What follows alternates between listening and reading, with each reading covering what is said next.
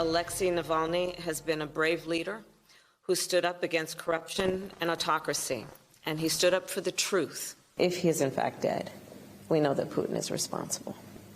And it just speaks to the most recent of many examples of the brutality of Putin and his government. We know that Putin is responsible. That was Vice President Kamala Harris today at the Munich Security Conference, making it clear who she and the president believe is responsible for the death of longtime Putin critic and Russian opposition leader Alexei Navalny. This morning, Navalny's team confirmed his death at a Siberian prison, claiming he was, quote, murdered. In Munich, Vice President Harris also reaffirmed the United States' commitment to support Ukraine against Russia's brutal war. With a remarkable 70 votes, the Senate passed new military aid for Ukraine this week. But Republican House Speaker Mike Johnson is standing in the way, refusing to bring the vital measure to the floor for a vote. In an exclusive interview with NBC's Andrea Mitchell, Harris said it's urgent that Congress act now. We need to do our part, and we have been very clear that the United States Congress must act. This is a moment where America has the ability to actually demonstrate through action where we stand on issues like this, which is, do we stand with our friends in the face of extreme brutality or not? I have to believe the United States Congress is going to do the right thing.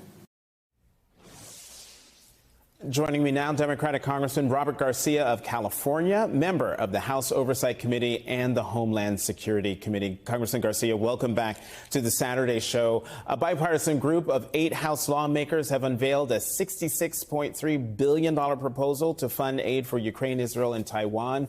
The bill also includes provisions aimed at tightening border security. But, Congressman, is this real, and does it stand a chance of moving forward? I mean, look, I think any proposal that's moving forward right now, we should have a debate and discussion about.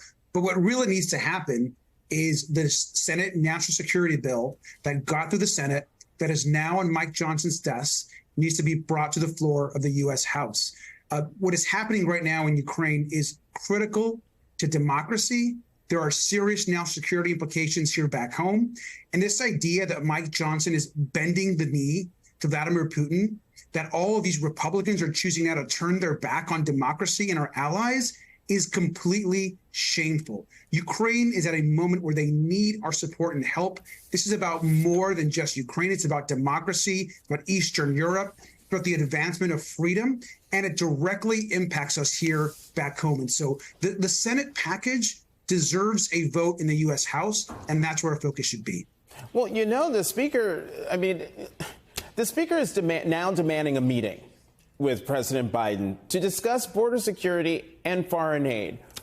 But it turns out he's demanding a meeting he's already had. Roll the tape.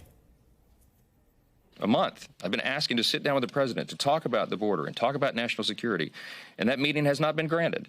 And I'm going to continue to insist on that because they're very serious issues that need to be addressed. And if the Speaker of the House can't meet with the President of the United States, that's a problem. We had a productive meeting, I think, House and Senate leaders. The president was very forthright.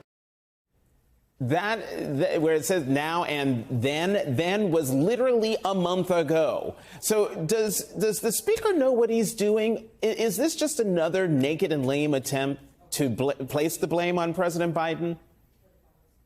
The Speaker has no idea what he's doing. I mean, honestly, just completely incompetent. First, let's remind ourselves, President Biden actually submitted an immigration reform proposal on his first day in office. President Biden has also submitted numerous requests for border enhancement security to ensure that the guards that are down there are getting their fair pay, making sure that we have technology along the border to actually address the challenges we have at the border. But Republicans actually want none of that. They don't want solutions. Mike Johnson has had plenty of meetings about the border. He has no interest in actually solving the challenges all the MAGA Republicans care about, including, by the way, their leader, Donald Trump, who's essentially telling them don't do anything, is they want chaos and dysfunction. They want to hurt President Biden. They don't want solutions, and they have no respect for the actual real seriousness that asylum and its complexity actually means along the border.